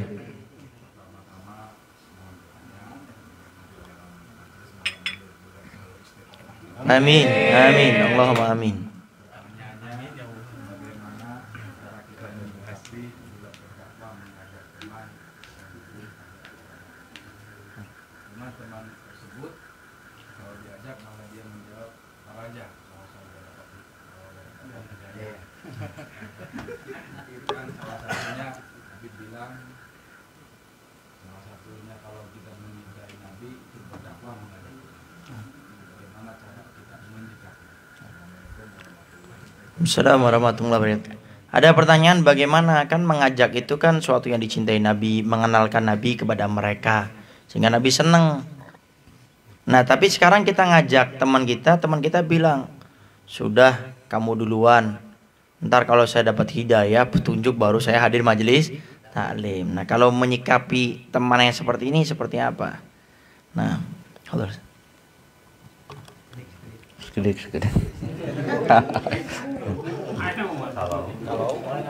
Jadi masalah ngajak-ngajak dakwah, ingat karena sejarah Nabi, sebab dakwah itu anu diparentah ku Nabi. Artina dakwah teh nyaeta pekerjaan nu paling hade. Setiap perkara nu hade ya pasti aya runggana, gogodana, beratna luar biasa. Intina etanya. Jadi orang mah ngajak wajib gitunya. Adapun di naon gogo jeung henteu nama eta mah terserah. Jadi moal cenah oh imah ngajak ka eta teh sia-sia, henteu aya ganjaranana, aya buruhanana gitu. Minimal atuh urang ngajak lamun kitu bae teu sok salapkeun hate urang teh, ya Allah mugi-mugi sing dipasihan hidayah taufik naon deui geus aya kenging jalan bae Gusti teu mangga nyanggakeun bae. Itulah jadi mohon pasihan hidayahna, sebab dina ari keterangan mah memang sadayana ieu hidayah teh geus aya gitunya, geus aya di dirina masing-masing. Adapun nu teu daek ngalaksanakeun eta ciri jalma anu kaajak ku setan. Itunya. Kadang-kadang dina jiwa raga urang sadayana sebenarnya itu kata Muhammad teh geus aya sebenarnya mah gitu. Geus aya. Tapi kok kunaon cenah urang sok bisa poho. Maka syaratna setiap dina badan urang dibersihan ku lapad-lapad sholawat eta, insya Allah itunya bakal jadikeun tameng dada urang sadayana nyaeta ngabukakeun nur hidayah. Jadi kesimpulanna mah kieu bae, ngajak mah ulah bosen sampai iraha bae gitunya. Jadi urangna ulah elehan geus kajunta diajak cenah teu daekeun bae lah kumadinyana ting ulah aya kecap kumadiana. Jadi hidayah Allah mah jadi kumaha disebut gampang dasok ese, disebut ese gampang duga gitu kan. Eta masa rahasia Gusti Allah, lamun didorong ku hate anu bersih mah insyaallah gitunya tiasa kenging hidayah. Ngan biasana urang mah jadi daek henteu eta budak dieusian ku hate kali sewot keheul haneg gitu tah intina anu matak jadi popoek sakitu manawi. Menambahkan dari Ustadz Muslih tadi, dalam mengajak teman yang tidak mau, yang pertama yang perlu diingat kepada diri kita dulu, jangan ke teman kita dulu. Kita harus punya prinsip hidup tuh. Kalau punya prinsip tuh enak, mau keadaan apapun enak. Mau kita lagi dapat nikmat enak kalau sudah punya prinsip. Mau lagi nggak punya sesuatu yang kita inginkan karena musibah penyakit enak kalau punya prinsip. Sehingga prinsip dalam ngajak orang itu kita harus ingat, kewajiban kita mengajak. Hidayah taufik bukan milik kita. Itu dulu yang harus diingat. Sehingga tatkala kita mengajak, kita sudah tahu dia ini menjadi ikut ataupun tidak itu bukan urusan saya. Karena memberikan hidayah taufik adalah Allah. Kalau seandainya manusia bisa menentukan orang dapat hidayah taufik dari manusia, pasti paman Nabi yang namanya Abu Lahab masuk Islam. Coba kurang apa lagi Nabi dakwah dengan pamannya Nabi yang namanya Abu Lahab. Perjuangannya luar biasa. Sampai Allah turunkan ayat Al-Quran menegur tentang Nabi Muhammad SAW dengan pamannya Abu Lahab. Innaka la tahdi man ahbabta walakinna Allah yahdi may yasha. Ya Muhammad Rasulullah, kamu tidak bisa mengajak orang yang kau cintai untuk masuk Islam. Tidak bisa. Tapi aku Allah yang memberikan hidayah kepada orang yang aku kehendaki. Ini sekelas Rasulullah. Bagaimana orang-orang seperti kita. Pokoknya ingat, kewajiban saya ngajak, hidayah taufik saya serahkan sama Allah. Ingat itu. Kemudian yang kedua, ingat, kalau kita ngajak itu sudah pahala. Jadi ada sebagian orang tuh salah paham. Ngajak, kalau dia nggak ikut saya nggak dapat pahala. Enggak. Kita ngajak tuh sudah dapat pahala. Menunjukkan tuh sudah dapat pahala. Apalagi sampai ngajak, lebih dari menunjukkan ini. Kalau menunjukkan kadang-kadang tidak ada gerakan actionnya. Kalau ngajak tuh ada actionnya. Nah sehingga kita harus pahami, kita ngajak itu sudah dapat pahala. Dia ikut, itu pahala beda lagi. Nah kemudian yang ketiga, jangan akhirnya kita putus asa. Oh berarti kewajiban saya ngajak. Udah saya ajak nggak mau, udahlah urusan dia sama Allah. Jangan gitu juga. Artinya di sini kita harus ada merindukan dia berbuat baik seperti kita. Awas, hati-hati. Ada sebagian orang tuh acuh dengan sekelilingnya. Jadi ada temennya nggak sholat, dibiarkan. Ada mungkin keluarganya dia yang tidak pakai kerudung, dibiarkan. Hati-hati. Harus ada kita ini menginginkan dia jadi baik. Karena ini tanda keimanan. Kata Nabi, la yu'minu ahadukum hatta yuhibba li akhi ma yuhibbu li nafsi. Tidak sempurna iman kalian sampai kalian mencintai diri kalian sendiri sebagaimana kalian mencintai orang lain sebagaimana kalian mencintai diri kalian sendiri. Saya suka sholat. Waktu ada temannya nggak sholat, dia harus rindu. Ya Allah, kenapa teman saya nggak sholat? Dia pikir bagaimana saya ngajak dia. Ada dia punya keluarga, contoh yang masih perempuan yang membuka aurat, dia harus mikir, ya Allah gimana nih caranya. Dia punya teman yang masih main gaple, judi atau nyari nomor di kuburan togel, harus rindu. Oh ini nggak bener nih. Saya harus ini. Bagaimana dia jadi baik meninggalkan harta. Ini kesempurnaan iman. Karena ada orang tuh acuh. Dia nggak perlu dengan sekelilingnya. Mau dia masuk neraka, surga terserah dia. Surga dia, neraka dia, biarin sudah. Ada orang kayak gini. Tapi kita sebagai orang yang beriman, yang merindukan surga, yang dekat sama Nabi Muhammad, kita harus mengajak. Nah sekarang bagaimana cara ngajak dia ini yang sudah super rewel kayak gini? Diajak malah nyeramain kita. Malah mungkin bilang neraka saya. Kok kamu yang repot? Oh, malah lebih mencolok lagi nih. Nah bagaimana caranya? Kita harus menggunakan orang ketiga yang beliau segani, punya ilmu agama, kemudian bisa nutup aibnya dia. Jangan putus asa pokoknya. Cari orang ketiga. Contoh, ini kalau dibilangin saya nih kayaknya kurang nih. Siapa ya yang disegani? Oh Haji Gaul nih, udah disegani, badannya gede lagi, lumayan nih. Akhirnya biar maju. Anda ini nggak masuk lah. Sehingga yang masuk ntar Haji Gaul ngomongin. Tapi kalau seandainya Haji Gaul nggak bisa, ternyata Kang Denny orangnya biasa, cuma punya karisma tersendiri gitu. Kalau sudah ngomong tuh orang bisa nurut. Nah cari orang ketiga tersebut yang disegani, punya ilmu agama, bisa nutup aibnya. Beb sudah berkali-kali saya tetap tidak bisa. Jangan putus asa sambil Anda tambahkan akhlak yang baik. Ini dakwah yang paling gampang, cuma kita sering lupa. Menjadi pribadi yang baik. Contoh, kita punya musola musyarofah. Ada teman kita ini agak sulit untuk diajak untuk ke musola. Kita sudah ngajak orang ketiga sudah, nggak bisa. Bagaimana? Tampakkan akhlak yang baik depan dia. Ini pengalaman saya pribadi. Al-Fakir di Pemalang, saya punya rumah. Depan rumah saya ini tempat main gaple, main gitar, komplit lah di sana. Saya waktu pulang dari pesantren, belum nikah, mungkin 19 tahun waktu itu. Ala kulihal, ini yang main di depan rumah saya ini teman-teman kecil saya. Akhirnya bagaimana caranya saya ngajak nih? Akhirnya saya setiap pagi mereka nongkrong, saya nongkrong. Setiap nongkrong ngobrol apa ini semuanya. Nah saya pingin mereka nih sholat. Sehingga saya nggak mungkin, awas ya jangan nggak sholat loh, haram, dosa masuk neraka. Nggak bisa ini orang kayak gini. Sehingga akhirnya apa? Setiap adzan saya permisi. Punten ya, permisi. Saya mau siap-siap sholat. Oh ya, Ful, silakan Ful. Masuk ke rumah, saya sudah siap-siap, saya keluar. Ayo duluan ya sholat ya. Oh iya duluan. Waalaikum. Hari pertama. Hari kedua besoknya saya main seperti itu. Adzan duhur, saya ke rumah seperti itu. Sampai mungkin setelah hari keempat, mungkin ada rasa segan, malu. Saya sudah sering nongkrong sama mereka, sering diajak, kok bilangnya entar-entar. Akhirnya hari keempat apa? Oh iya Ful, tunggu bareng ya. Ini yang kata Nabi, dakwatul hal afsahu min dakwati lisan. Kata Nabi, dakwah dengan hal perangai akhlak yang baik itu lebih menyentuh daripada dengan lisan. Lisan kita aja nggak bisa, jangan putus asa. Pakai dengan akhlak yang baik, pribadi yang baik. Nah kalau ingat siapa? Iya, petinju Indonesia Norma Tyson. Pegulat itu Norma Komedov Habib Islam itu kan. Habib Norma Komedov itu. Nah itu beliau, saya pernah lihat ucapannya ajib ini. Kata beliau, orang-orang kafir itu tidak akan kenal siapa itu Islam dan siapa itu Nabi Muhammad.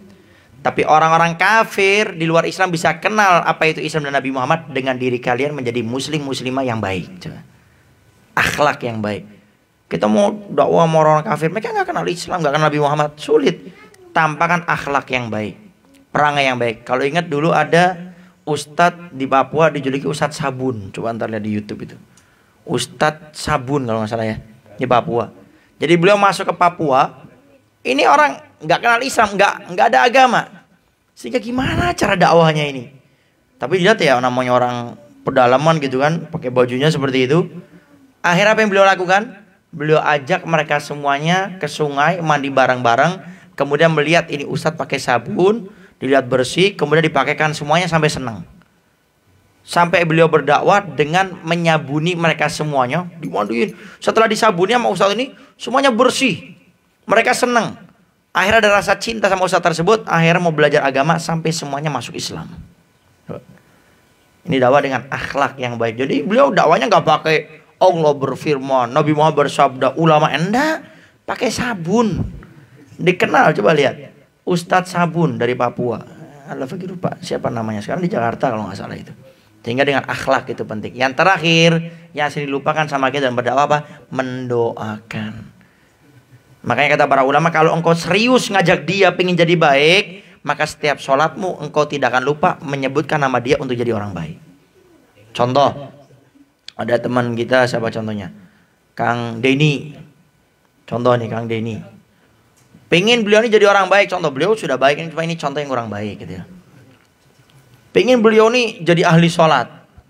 Kita sudah ngajak berkali-kali, nggak bisa, orang ketiga nggak bisa, akhlak baik sudah, sok doakan. Bukti serius kita pengen beliau jadi baik, setiap sholat sebutkan namanya.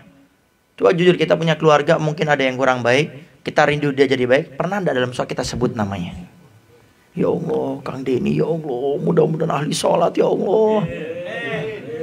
Contoh ini. Nah, dengan kita mendoakannya, menyebutkan namanya, nah itulah termasuk bagian dakwah. Jadi gitu, Kang Samson ya. Nah, wallahu a'lam bissawab. Nah, fadhal, Kang. Assalamualaikum warahmatullahi wabarakatuh. Maaf mau nanya, nyambung dari pertanyaan Kang Mule tentang ada bersalawat. Kan di Rotim Al-Atos, insya Allah itu zikir yang mulia ya Bib. Kan ada bacaan sholawat Allahumma sholli ala Muhammad, sedangkan di Rotim Al-Haddad kan Allahumma sholli ala Sayyidina Muhammad. Nah, yang saya pertanyakan tuh yang di Al-Atos, apakah ada tidak ketika membaca sholawat tanpa menyebut Sayyidina? Nah. Ada pertanyaan, apakah termasuk kurang sopan kalau kita bersolawat dengan Nabi Muhammad SAW tanpa menyebutkan Sayyidina, langsung menyebutkan nama Muhammadnya? Masalah rotib kan eta aya huluna, aya anu masihanana nya aya sanadna gitu. Upamina rotib atau sanadna kusaha kolapadna geuning teu aya Sayyidina, upami niat ngiring maos eta teu naon-naon gitunya. Bahkan lamun cek guruna kitu ditambahan tuh pamana Sayyidina, ada urang mah geus aya naon biasa Sayyidina eta kadang-kadang kirang sae tanya. Jadi urang mah urut kana guru anu sakumaha ayana di dia itu. Tapi lamun urang senage sok seneng karena Sayyidina, teangan deui guru anu sanes, misalnya non rotib anu sanes deui kan beda-beda gitunya. Jadi eta mah kumaha tulisanana wae gitu.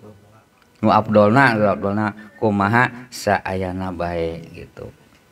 Cuma masalah masa rotib di luar rotib ngangge Sayyidina saya da eta mah jadi kumasi ari Sayyidina eta mah jadi penghargaan urang gitunya anu ari Rasul mah kan embung di dama-dama tapi ngaraku urang pimpinan teu di agung-agung eta mah perasaan atau napi pagawean urang gitu.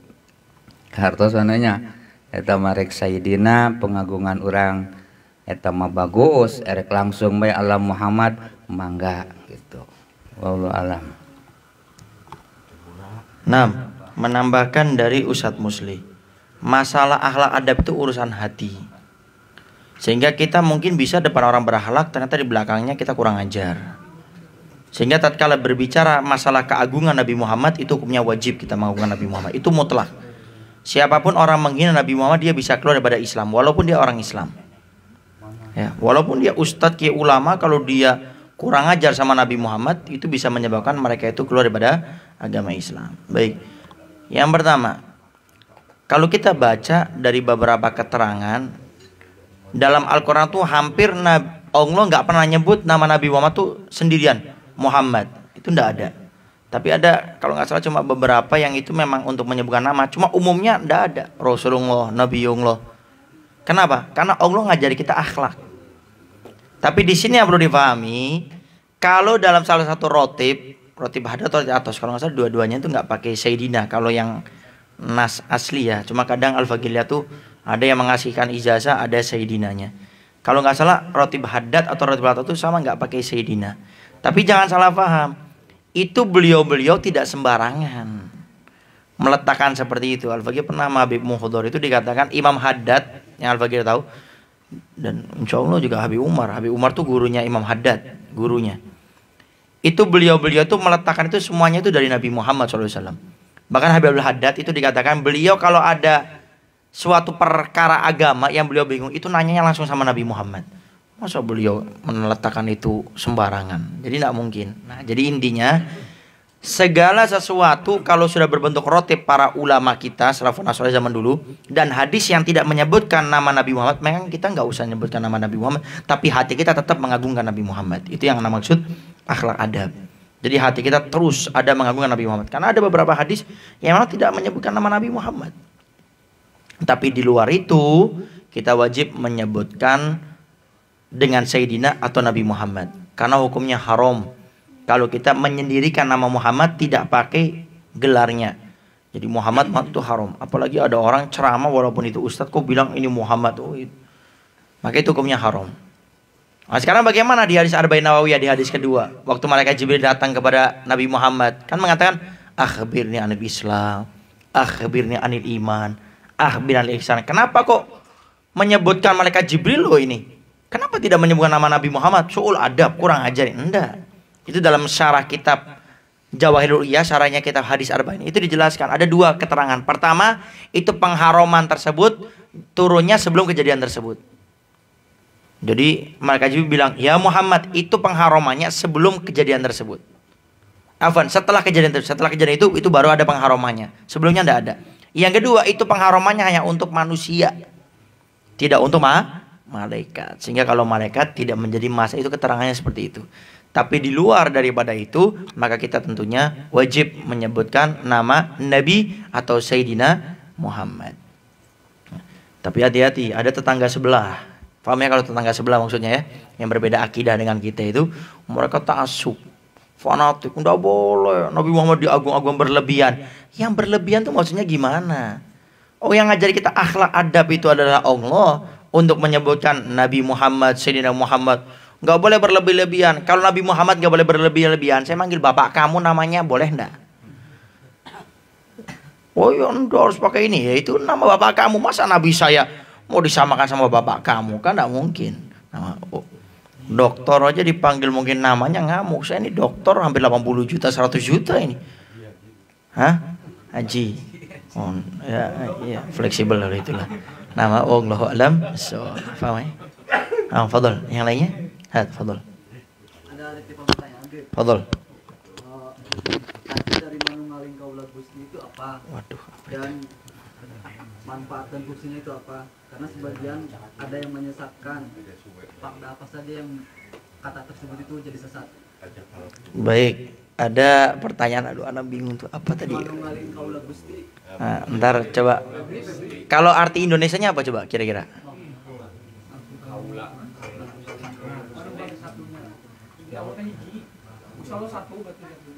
Oh, jadi bagaimana yang dimaksudkan kawola Gusti siji gitu ya?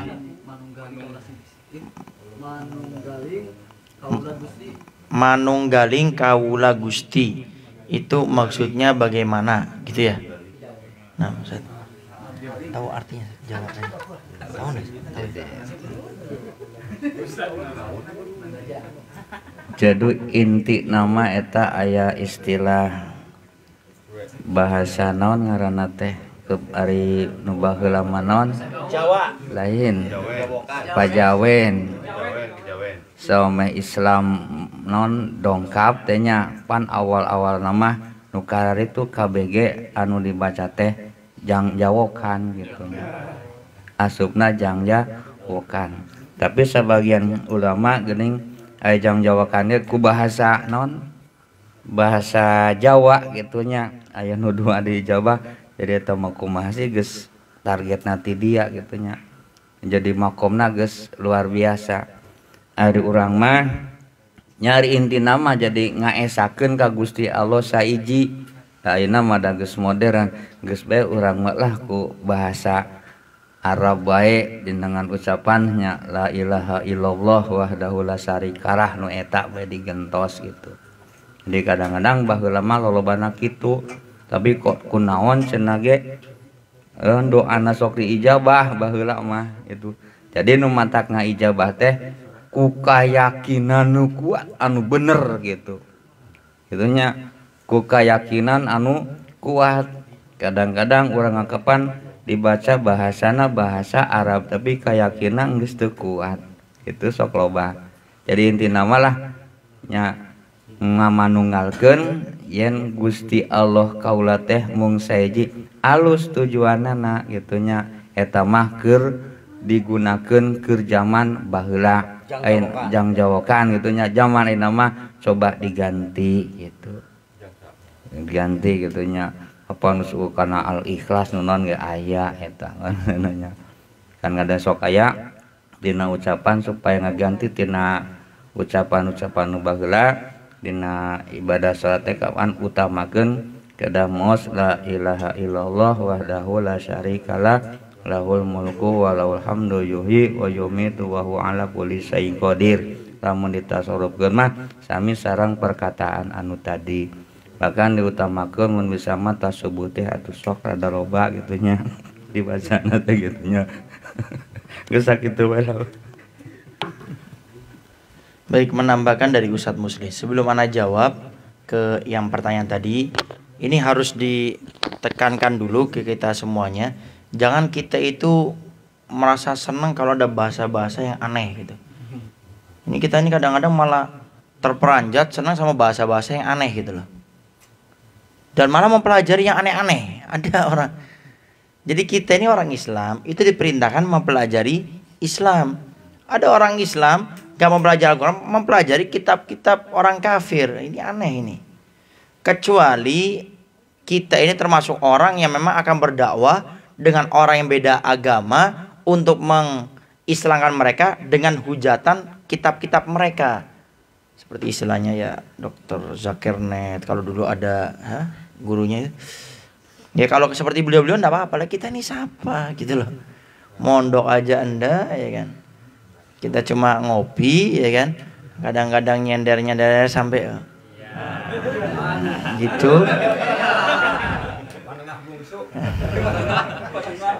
bukan antum baji nyender ini. Nah sehingga itu ada beberapa orang tuh kadang-kadang suka gitu, dia bangga dengan istilah-istilah yang aneh-aneh gitu loh. Kadang-kadang merasa bangga, apalagi kalau ngomong bahasa Inggris pakai what do you name, wah antara mulut sama ucapan nggak cocok lah. Nah sehingga cobalah kita ini biasakan untuk mengkaji agama kita Islam ini, hadis-hadis Nabi apa ini, ya paling nggak ikut acara ngopi kayak gini loh. Itu yang pertama ya.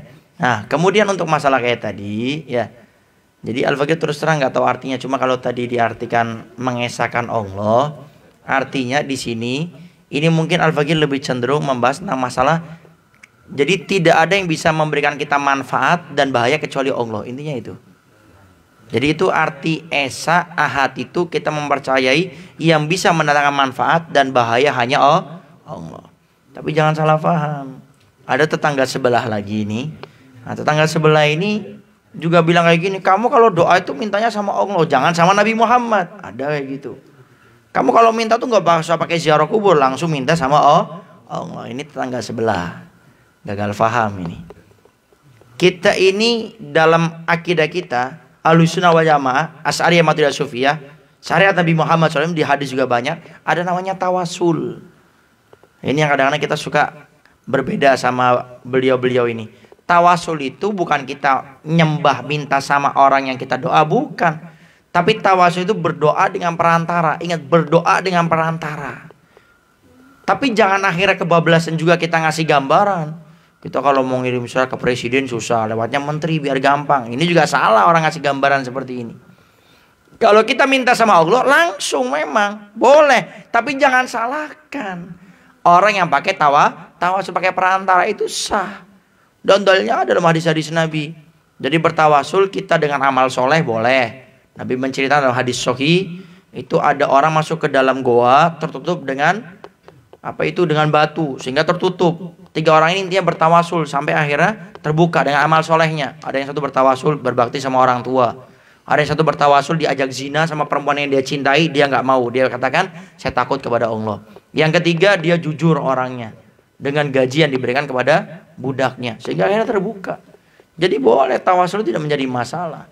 Dan yang perlu difahami, yang nggak boleh itu kita syirik lawan daripada mengesahkan Allah. Jadi kalau kita kuburan nyembah itu baru yang namanya syirik, nggak boleh. Atau seandainya kita meyakini bahwasanya yang menjadikan saya sembuh ini adalah dokter ini, obat ini, itu baru yang ditakutkan kita jatuh kepada kesyirikan. Tapi kalau kita masih mempercayai semua yang memberikan kita manfaat, bahaya itu adalah Allah, memberikan kita rezeki Allah, itu bukan namanya syirik. Itulah keesaan yang sesungguhnya. Jadi kalau ini mungkin lebih cenderung Al-Fakir ke tawasul. Jadi ada orang itu yang memang nggak anti tawasul lah pokoknya. Jadi tawasul bid'ah, syirik, neraka. Waduh, ini bingung ntar orang. Berarti wali-wali songo yang ngajari tawasul semuanya masuk neraka ini. Ya. Nama wallahu a'lam bissawab. Fadhol, yang lainnya? Ada pertanyaan dari sahabat Facebook. Fadhol.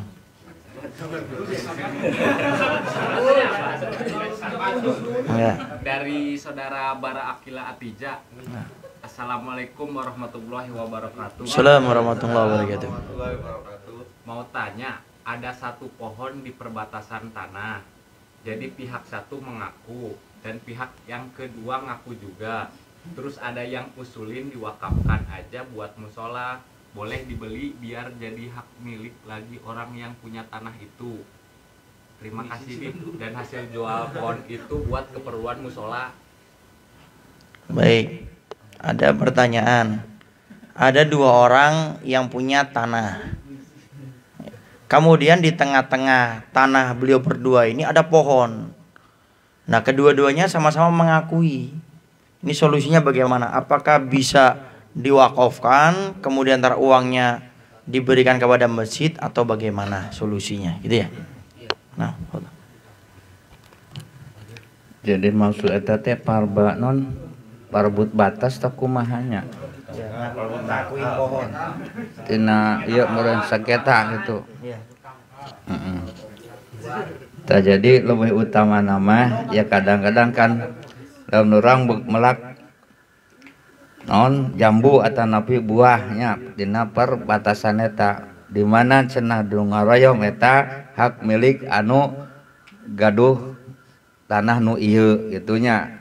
Tapi nu ieuna teu tarima deui da ieu mah anu melakna uing. Nah memang kitu. Setiap perkara anu ngahasilkeun nyaeta keur jalma anu melakna gitunya. Misalna urang melak pare jang urang gitulah istilahna mah. Tah aya solusi lamun teu kecewa bae gitunya langkung abdol mah geus bae tasorupkeun we di jalan Allah bae lah, diwakafkeun pisan karena namanya jongjon tiis ka ditu tiis ka dieu. Jadi itu menang ganjaran, ieu menang ganjaran. Insyaallah jalan anu pangsaena mah kitu. Ya daripada ribut bae gitu nya. Nu ieu jang uing da anak kebon uing yo ulang uing na melakna uing kan eta. Jadi lamun uing-uing sampai poe kiamat teh moal anggeus-anggeus.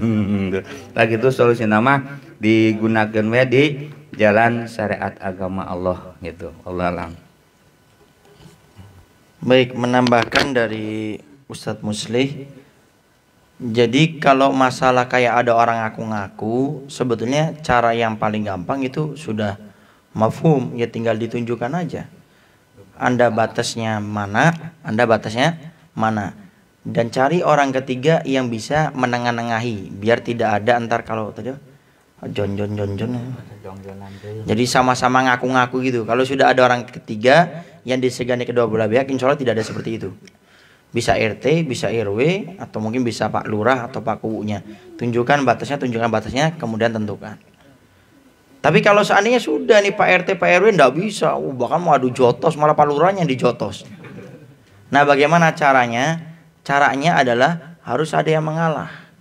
Karena enggak mungkin. Ini yang bertanya khususnya ini, kalau Anda termasuk yang seperti itu, Anda mengalah demi kebaikan, Allah ganti lebih banyak, lebih berkah. Dan yakin, tidak ada orang untuk mengalah demi kebaikan orang lain kecuali dia akan diganti oleh Allah lebih banyak dan lebih berkah. Anak pernah cerita perampok yang akhirnya menikah dengan seorang yang dia rampok. Bagaimana caranya itu? Dia itu meninggalkan sesuatu yang haram. Karena dia pernah mendengarkan seorang kiai mengatakan, barang siapa yang meninggalkan perkara yang haram karena Allah, aku akan ganti dengan yang halal yang jauh lebih baik daripada yang haram. Sama seperti itu juga. Jadi daripada kita pukul-pukulan, melakukan dosa, keharaman, kita kalahkan saja. Artinya kita pasrah, sok silakan, gak jadi masalah. Tapi jangan akhirnya bahasanya di belakang itu ambil cemberut. Awas saya doain ya, pohon itu bakal jadi mati ntar sama. Dan situ, yang namanya ikhlas itu tidak pakai kata-kata sudah. Udah silakan dipakai aja, mudah-mudahan manfaat. Kalau itu punya saya ikhlaskan sudah. Kalau itu punya kamu, ya itu memang hak kamu. Yakin Allah akan ganti dengan lebih banyak, lebih berkah. Karena nggak mungkin Allah dan Rasulnya itu menyampaikan kecuali tidak sesuai. Innallaha la yukhliful mi'ad. Cara pertama tadi, buku semuanya, catatan atau kertasnya, sertifikatnya.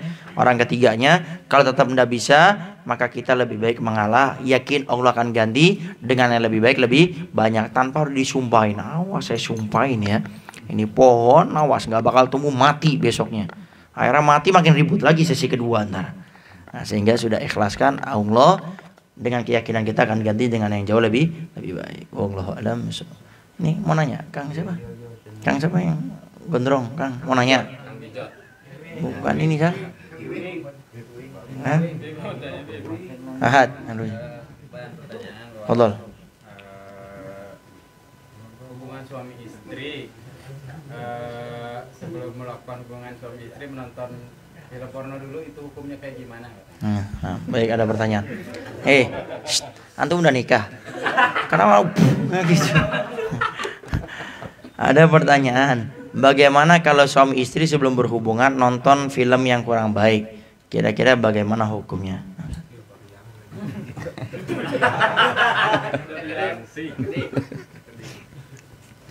Pemeningali tina hukum anu waromah gitu nya. Memang eta diharamkeun gitu. Kan sok urang mah sok dibisa-bisaan itu. Hitung-hitung ngeceskeun. Kayak gitu. Tapi fungsinya memang halus, tapi mah bagi anu halal gitunya, bagi anu halal jangan ngahudangkeun gitu. Jadi jangan enggak tahu mah enggak bae nu apik mah lah sih henteu gitu ge dari kertajam mah hudang insyaallah gitunya. Insyaallah ulah ningali anu teu pararuguh gitulah. Hartos manawi nya taman apik gitunya. Dar bener-bener nurutkeun eta meureun alasanana kumaha nu penting alasana anu hade pihadeun contohna dan mah agama mah jadi istilah nama lamun awewe ge cenah lamun dipikas seneng teh nurutana kana akhlak lain akhlak anu perilaku anu dipigawe ku budak non awe-awe jualan gitunya maksudna mah geulisna kituna ngajakna sagalana tapi tiru mah ku etakna ku gayana lain ku akhlakna ka hade gitunya ieu mah kadang-kadang kan nu di imah mah ari geulisna teh jangka pasar jang konangan kan tibalik gitunya gitu pemalasan dasan pernah da simkuring sorangan gitunya simkuring sorangan ya rubiah can pernah nawaran hayang naon eta can gitu kudu nama itu kudu nama tawaran gitunya inti nama lamun urang menang hayang pahala insyaallah datang Jumat teh disambut kan gitu tanyakeun erek minum heula apa rek boboh heula jadi tawaran gitu tapi siga nama anu geus karaon ieu can pernah ditawaran ku rubiahnya eta mah teu bogoheun teu bogoheun ayo bogoheun mah nawaran teu akhlakna gitu jadi akhlakna memang lamun pis semangateun pihadeun nu penting asa ulah nu goreng nya mangga palikol mangga tiasa ngan alasan nu puguh tapi lah mending nu apik bae gitu tawaran gitunya nu apik bae sieun bising urang teu non kabawakeun ku juri ku setan gitu lah insyaallah itu Allah. Baik, menambahkan dari Ustadz Muslih yang jelas ngelihat aurat aja ndak boleh apalagi sampai melihat yang seperti itu. Ngelihat aurat perempuan aja jangankan aurat. Kita dengerin suara perempuan yang mendayu-dayu itu sudah ndak boleh. Apalagi melihat auratnya perempuan apalagi sampai yang hubungan seperti itu tidak diperbolehkan. Nah, ini poin yang perlu diingat kepada yang sudah menikah atau yang akan menikah ya. Kang Sule insyaallah. Amin. Kang Sule amin. Nah gitu, amin dulu aja, mau kapannya pokoknya entar Kang Sule, nggak usah khawatir, amin aja dulu ya. Kang Sule udah ngisi biodata belum? Oh belum, entar ngapain? Amin aja dulu yang pentingnya Kang Sule. Ini anak ingat, coba lihat di YouTube kayaknya masih ada. Waktu Habib Novel Ali Idrus datang ke Majlis Buya Yahya di Atakwa sembunyi-sembunyi. Itu apa yang ditanyakan beliau? Buya Yahya, bagaimana hukumnya kalau ada suami istri yang berhubungan cuma suaminya membayangkan laki-laki lain? Afwan, membayangkan perempuan lain atau kebalikannya perempuannya membayangkan laki-laki lain, itu jatuhnya zina. Jadi dapat dosa zina. Nah, sekarang coba kalau kira-kira nonton kayak gitu yang dibayangin saya yakin bukan malah mukanya kita yang laki-laki. Malah ngebayangin yang itu yang ganteng akhirnya enak, waduh suami saya jelek, gemuk, hitam. Wah, akhirnya malas sudah. Pendek lagi ya. Nah sehingga itu dilarang itu karena entar akan menyebabkan efek yang setelahnya. Entar akhirnya apa yang terjadi? Istri kita membayangkan laki-laki yang kayak di film itu, yang dilihat itu, yang suami membayangkan perempuan yang itu. Sehingga apa? Itu malah kerusakan yang akan terjadi dalam hitungan waktu. Karena entar suami akhirnya merasa, oh istri saya kok tidak cantik seperti itu ya. Akhirnya dia naudzubillah main zina akhirnya di belakang. Atau yang perempuan terakhir selingkuh, oh, suami saya ternyata jelek ya, nggak sama kayak yang di itu juga. Nah, sehingga yang perlu difahami, maaf ini, dalam berhubungan suami istri itu apa yang ditekankan? Kita ini niat. Jadi niat kita ini berhubungan untuk apa? Bukan untuk sekedar melampiaskan hawa nafsu saja, itu mah nggak beda dengan binatang kalau kayak gitu. Kita ini berhubungan suami istri niatnya untuk apa? Mendapatkan keturunan yang soleh dan soleha. Kalau kita meninggal dunia, dia akan mendoakan kita, itu kan. Makanya di antara adab akhlak dalam berhubungan itu kita disunahkan baca doa. Agar apa? Ya agar kita dalam berhubungan itu mendapatkan keberkahan, bukan sekedar hawa nafsu saja. Kalau kita menikah berhubungan hanya hawa nafsu, nggak ada bedanya sama binatang. Kambing itu lihat tuh, langsung seperti nggak ada bedanya. Yang menjadikan beda itu apa? Nikahnya kita itu di samping menggunakan syariat juga ada adab-adabnya, sehingga yang seperti itu tidak diperbolehkan. Dan itu efek yang sangat luar biasa, bom waktu yang akan merusak rumah tangga pada saatnya. Makanya Al-Fakir juga mengingatkan, kadang ada suami istri yang berjauhan, apa? LDR kayak gitu. Akhirnya ya diperbolehkan, sehingga akhirnya seorang laki-laki menikmati istrinya yang ada di luar sana itu. Tapi coba pernah dibayangkan nggak sama istri-istri atau para suami, khususnya ini para istri, kalau Anda waktu itu suaminya butuh, Anda kayak gitu, tapi waktu di tempatnya Anda ndak ada. Kebayang ndak kayak gitu? Akhirnya apa? Ya melakukan yang haram yang kita khawatirkan, dan nggak sedikit kan seperti itu. Makanya tolonglah kepada suami istri, bercita-citalah kalau menikah jangan sampai istri jauh dari kita. Kalau bisa istri nggak usah kerja, di rumah aja. Yakin bahwasanya rezeki sudah dijamin oleh Allah. Kalau kerja sekarang kan ada yang online itu, istri diem aja di rumah. Tinggal ketik ATM buka 100 juta sebulan. Nah, itu. Kan banyak di online kan banyak diajarkan itu. Bahkan ada yang tidak punya barang tapi penghasilan luar biasa. Ya. Jadi jangan sampailah kita sebagai suami istri suruh kerja jauh keluar pulau, keluar negeri. Jangan. Dan para istri harus ingat, Anda kerja ke luar negeri ngirim setiap bulan. Anda datang nanti suami nikah lagi, sengsara kan akhirnya. Kenapa? Karena kalau sudah yang satu itu tidak bisa diwakilkan. Wallahu a'lam bishawab. Mungkin sudah? Halo saya? Ada had fadhol. Akhir kumpulkan. Assalamualaikum warahmatullahi wabarakatuh.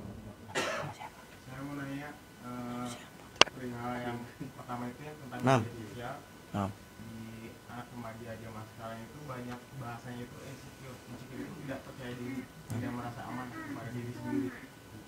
Gimana cara kita bilang ke teman kita agar nggak boleh kayak gitu, itu tuh nggak baik kayak gitu. Kurang percaya diri gitu intinya. Baik, Pak Haji mau nanya. Minta contohnya sholawat yang bagus, kata Habib kan sholawat tuh harus ada yang ke keluarganya sama sahabat Rasul. Iya, maksud sholawat harus kan yang ada yang bagus ada ke keluarganya, ke sahabatnya juga. Maksud sholatnya kayak gimana gitu, minta contohnya. Biar dihafal gitu untuk yang lainnya juga kalau ada yang Baik, ada lagi? Kita kumpulkan Kang Hasbun.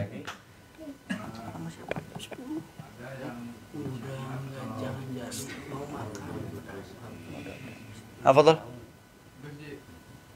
Udah. Dikatakan bahwa sholawat Fatih itu apakah salah satu sholawat juga yang harus kita baca? Sholawat Fatih. Sudah? Masya Allah. Fadal.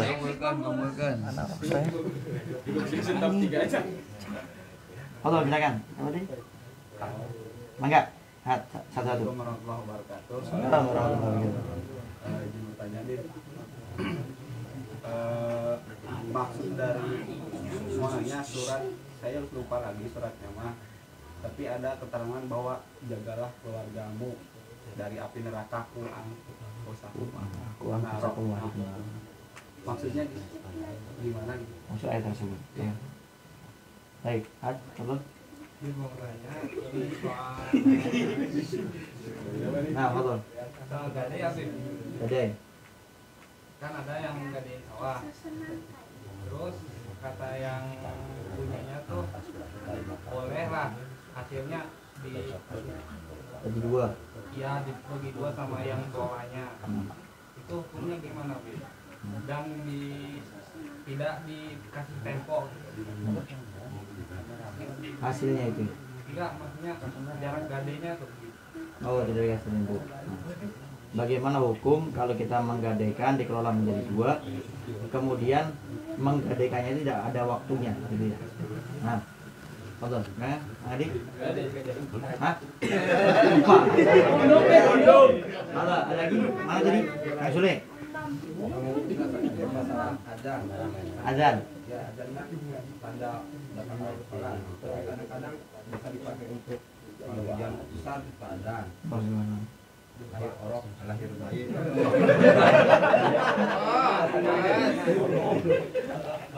Fungsi azan gitu ya, apakah bisa dilakukan di luar sholat gitu ya? Kadang-kadang kalau ada hujan gede ada. Nah, baik, sudah ya? Udah. Bentar yang jawab Ustadz Musli. Ya. Karena ngambil demi saya udah siap semua. Nggak pakai. Karena ini Habib Mikdad, Habib Lutfi nggak datang. Supaya nelfon anak buat misi. Jadi kita lanjut sama Ustadz Musli. Ini dimatikan aja. Karena langsung berhati. Ya, ya. Bentar jawaban tadi sama Ustadz Musli.